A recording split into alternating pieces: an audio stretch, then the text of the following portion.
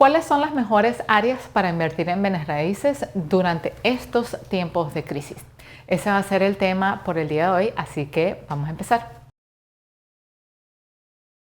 Hola a todos, bienvenidos de nuevo a otro episodio en mi canal. Para aquellos que se están sintonizando por primera vez, este es tu canal de educación en bienes raíces. Entonces, el episodio de hoy es un episodio muy especial para mí. De hecho, estaba debatiendo si crear un episodio de este calibre o si simplemente compartir esta información en mi grupo privado de Facebook para los estudiantes que invirtieron en el programa de inversiones de Real Estate Nova. Pero al final del día me di cuenta que yo también quiero, vamos a decir, darle un ejemplo a mis estudiantes. Y el ejemplo es compartir información, compartir conocimiento, porque como dicen aquí en Estados Unidos, sharing is caring. Compartir es demostrar interés por el prójimo. Así que bueno, sin más que decir, les tengo una clase con mucha información preparada para usted, así que los veo dentro de mi computadora. Bueno, señoras y señores, ya estamos aquí adentro de mi pantalla y antes de meternos de lleno a la lección, la clase de hoy va a ser enseñada de la siguiente manera. Primero vamos a analizar la distribución de los fondos del CARES Act y vamos a seleccionar o vamos a repasar aquellos estados que están recibiendo más de 3.5 billones de dólares. Y si se preguntan el por qué el 3.5, no se preocupen, en un ratico se los voy a explicar. Y después de eso nos vamos a pasar a repasar aquel listado que tienen fondos de reserva, ¿no? Tal cual como yo les expliqué en unos cuantos episodios anteriores, es importante tener fondos de reserva ante cualquier emergencia, ¿no? Para uno estar preparado, para uno poder resolver. Y los estados, el gobierno de Estados Unidos funciona tal cual. Todos los 50 estados tienen fondos de reserva. Y después de eso lo que vamos a hacer es analizar aquellos estados como aquellos que le dicen aquí en Estados Unidos los estados que son landlord friendly. ¿Y qué significa eso? Son aquellos estados en donde las legislaciones, las leyes ayudan más a los propietarios inmobiliarios que a los inquilinos, ¿no? Hay estados en este país que tienen leyes que son más beneficiosas para aquellas personas que son inquilinos. Por ejemplo, en Nueva York es una de ellas, es un estado donde tiene unas leyes que le favorecen mucho a los inquilinos y hay otros estados que tienen leyes que le favorecen mucho más a los propietarios inmobiliarios. Así que sin más que decir, nos vamos a meter de lleno ahora en la lección. Y aquí tenemos nuestro primer artículo de la página del taxfoundation.org y no se preocupen que les voy a dejar los enlaces en la cajita de descripción para que ustedes lo chequen. Pero lo primero que vamos a hacer acá es simplemente venir al traductor de Google y traducir esta información al español para que les sea conveniente a todos ustedes, ¿no? Entonces, en este primer artículo lo que vamos a analizar son la alocación o la distribución de los fondos monetarios, tanto estatales como locales, acorde con la ley del CARES Act, ¿no? Entonces, para darles una idea, la manera como el gobierno decidió hacer la distribución de los fondos es acorde con la población. Eso quiere decir que los estados que tienen más residentes, que tienen más gente viviendo ahí, son los estados que van a recibir la mayor cantidad de fondos. ¿Por qué? Ustedes se preguntarán. Es simple, o sea, mientras más personas hay más necesidades, hay más demandas y por ende tienen que recibir los fondos, vamos a decir que más altos, ¿no? Para poder mantener y manejar toda la infraestructura, ¿no? Y una vez que cada estado reciba, vamos a decir, su porcentaje de fondos, todos esos fondos estatales se tienen que distribuir de una manera local, ¿no? Entre cada condado, cada ciudad, cada pueblito. Y la manera como esos fondos son distribuidos localmente es que los condados o las ubicaciones o las áreas, ¿verdad? Que tienen más de 500,000 personas, esas áreas, esos condados, serán las áreas que van a recibir los fondos o el porcentaje de fondos más alto. ¿Por qué? Una vez más, porque mientras más personas hay más demanda. Hay más demanda no solamente en términos de necesidades, sino que también hay más demandas en términos de personas que buscan propiedades, ¿no? Y si ustedes se preguntarán, bueno, pero ¿cómo sé yo que en realidad esto es un momento para invertir, ¿no? Ustedes se preguntarán. Hay una gran diferencia entre la crisis de este año, del 2020, versus la crisis que sucedió en el 2008. Cuando hubo la crisis de 2008, el gobierno de Estados Unidos llegó y simplemente hizo lo que le llaman aquí un bailout a los bancos. Salvaron a los bancos porque los bancos tenían, vamos a decir, muchos negocios conectados a nivel mundial. La globalización era, vamos a decir, intensa, ¿no? Por decirlo así.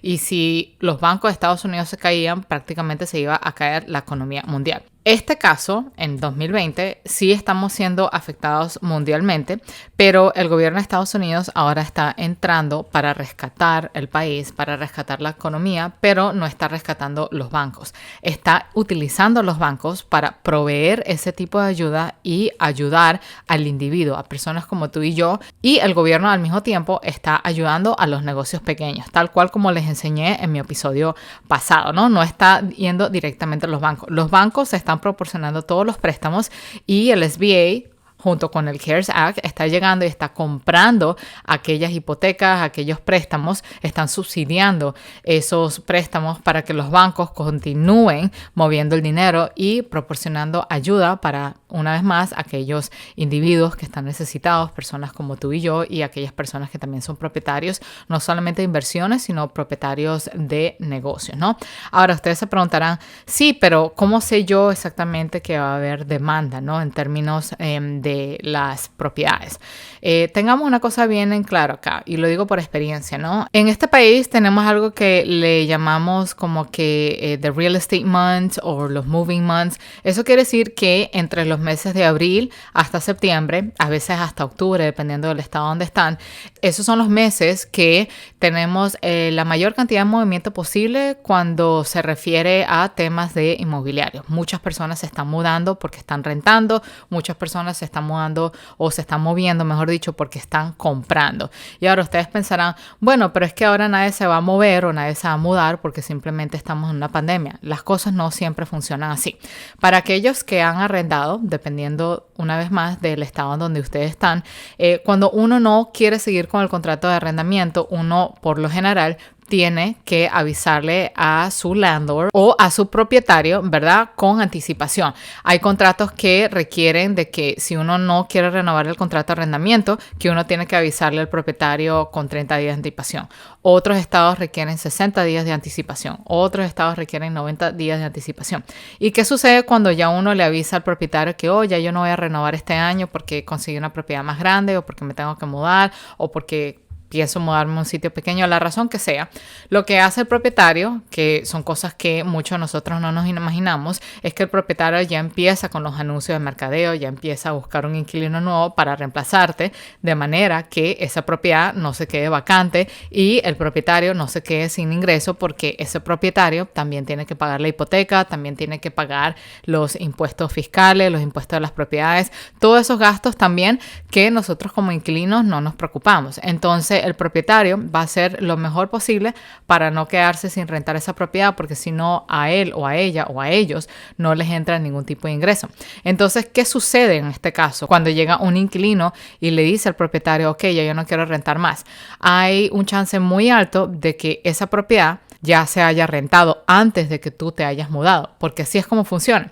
Entonces, así tú no te quieras mudar, vamos a decir, porque a lo mejor perdiste el trabajo, a lo mejor sucedió algo con tu trabajo y tuvieron que reducirte las horas, la razón que sea, si esa propiedad ya está rentada al otro inquilino, tú no vas a tener otra opción más que mudarte de ahí, porque si no vas a dejar a la otra familia sin casa.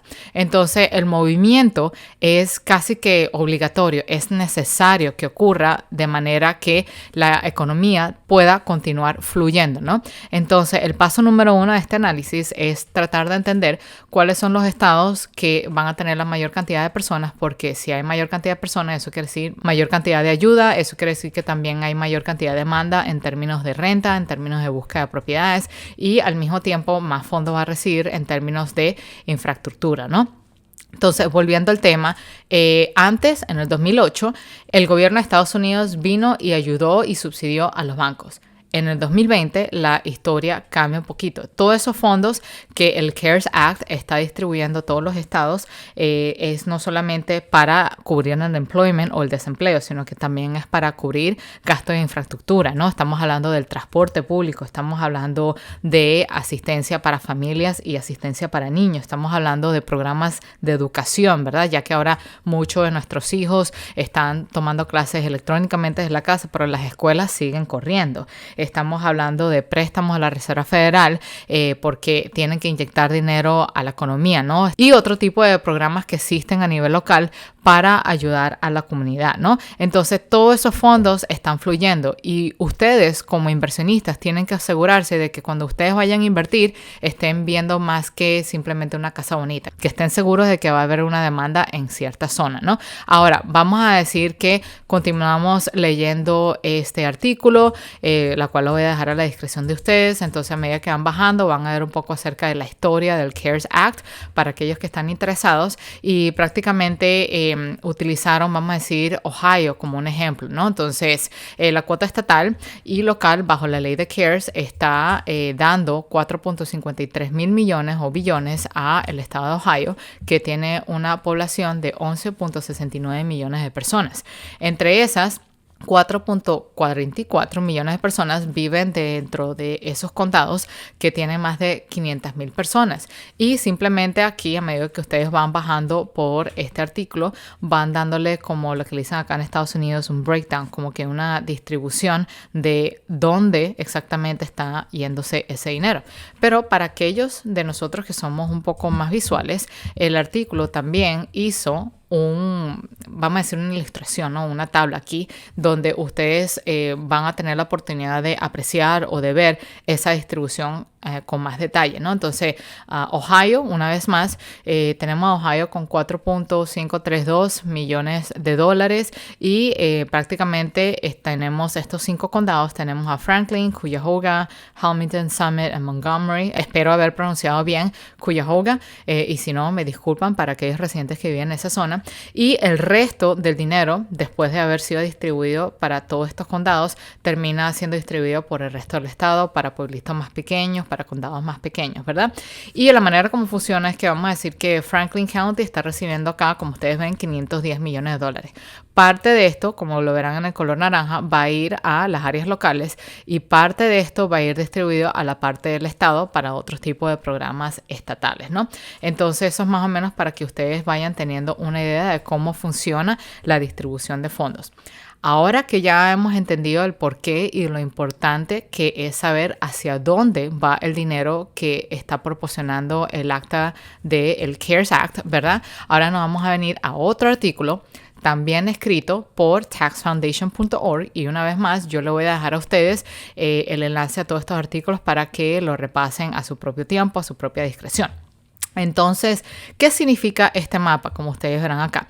Este mapa le da una representación a los 50 estados de este país y cómo les van a ellos en términos de fondos de reserva. Y aquí en la leyenda ustedes verán que los estados que tienen el color amarillo son los estados que tienen la mayor cantidad de fondos de reserva hasta aquellos que están obviamente con el color rojo y representan aquellos estados que tienen la menor cantidad de reservas posible. Entonces, por ejemplo, estados como Illinois les va súper mal, como ven aquí, tienen 0% de fondos, no tienen nada de fondos. Ahora se preguntarán, ¿por qué es importante saber qué estados tienen fondos de reserva? Muy fácil. El hecho que el gobierno haya aprobado un estímulo, el hecho que el gobierno haya aprobado que cada estado reciba X cantidad de dinero o la mayor cantidad de dinero posible, eso no necesariamente quiere decir que los fondos le van a llevar al estado de una manera inmediata. Estoy segura que muchos de ustedes todavía a estas alturas a lo mejor están esperando por el cheque del estímulo. Así se haya aprobado la ley a finales de marzo, estamos a mediados de abril y algunos de ustedes todavía deben estar esperando los fondos. Las cosas se toman tiempo.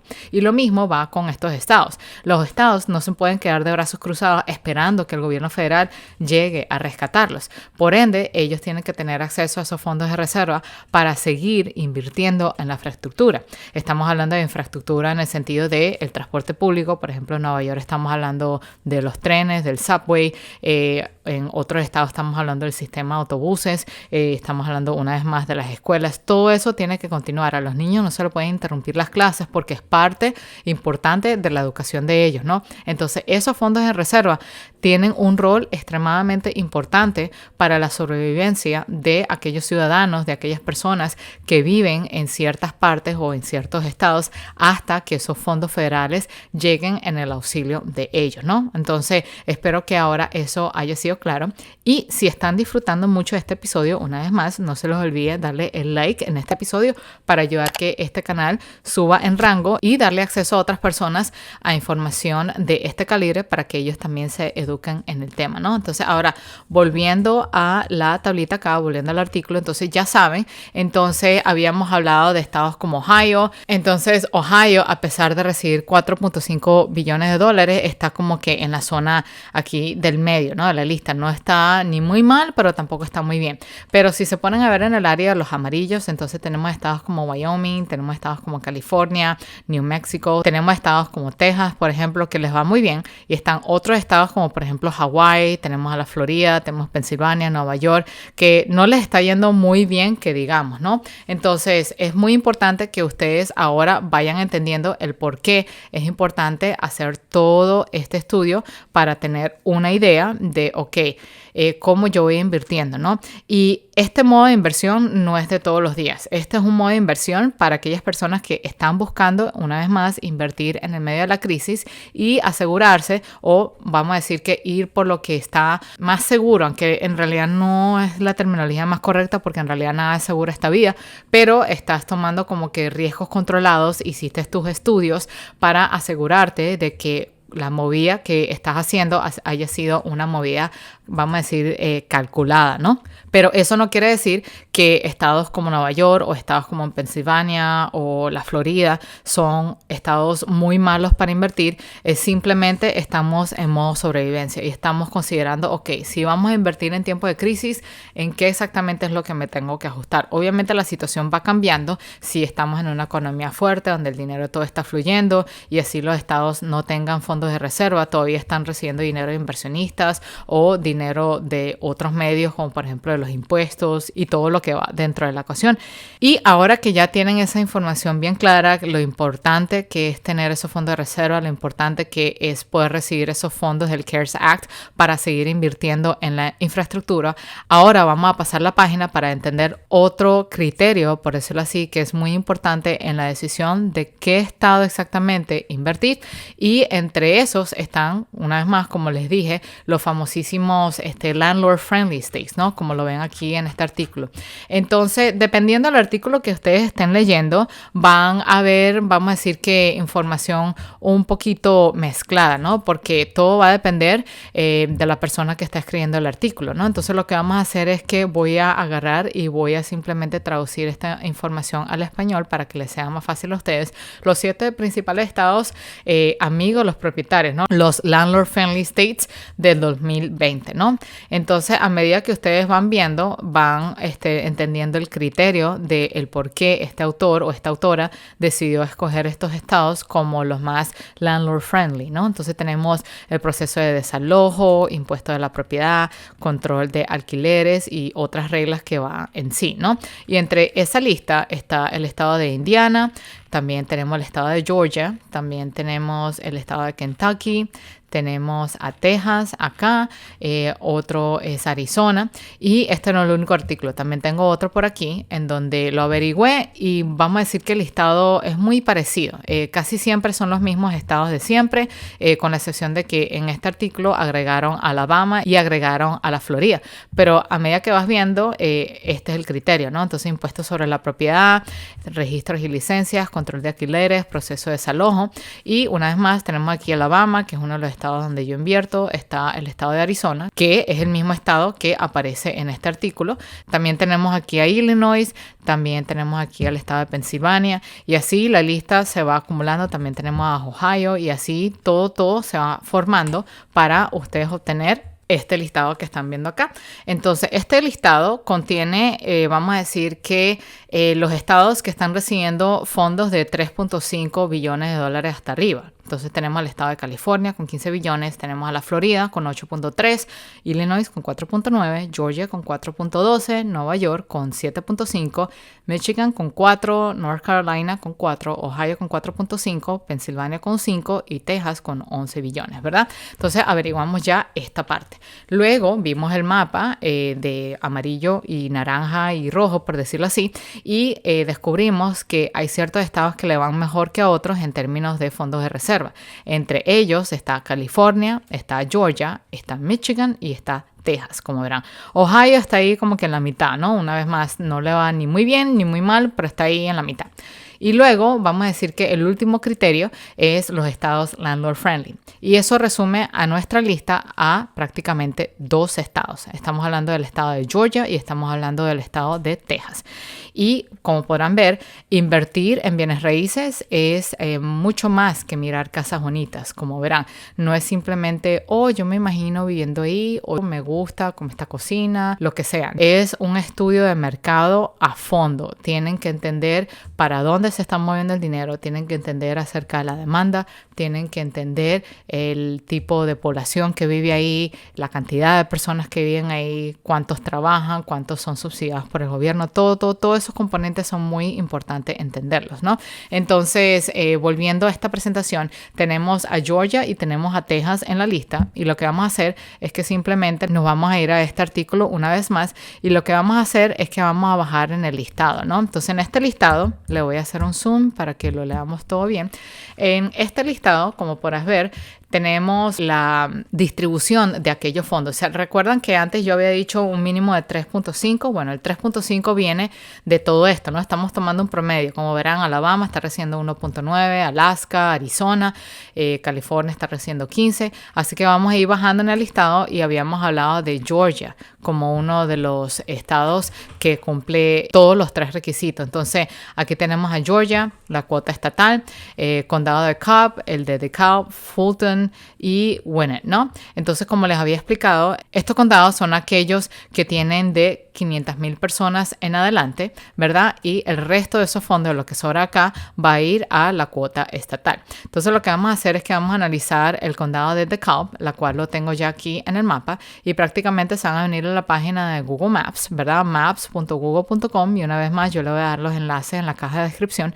Entonces se van a venir acá y van a escribir la palabra DeKalb County y simplemente le van a dar un enter, y eso les va a dar a ustedes acceso a todas estas ciudades. Entonces sabemos que todas estas ciudades que se ven aquí en esta imagen están dentro del condado de DeKalb. Entonces estamos hablando de Dunwoody, Doraville, Embry Hills, Tucker, Stone Mountain, Renton, y tenemos aquí también Litonia, ¿no? Espero que lo esté pronunciando correctamente. Entonces ahora lo que vamos a hacer es que después de haber entendido todo esto y de haber anotado todas las ciudades que se encuentran dentro de DeKalb, lo que vamos a hacer es que nos vamos a ir en silo, nada más para tener una idea de cómo son las propiedades en esa zona, ¿no? Entonces nos vamos a meter aquí en Litonia, Georgia, y prácticamente aquí tienen una vez más aquel mapa, y este es todo el área de Litonia y todas las casas disponibles, y aquí están los precios. Entonces tenemos casas en 115,000, casas en 165, otros por ahí que están casi en $500,000,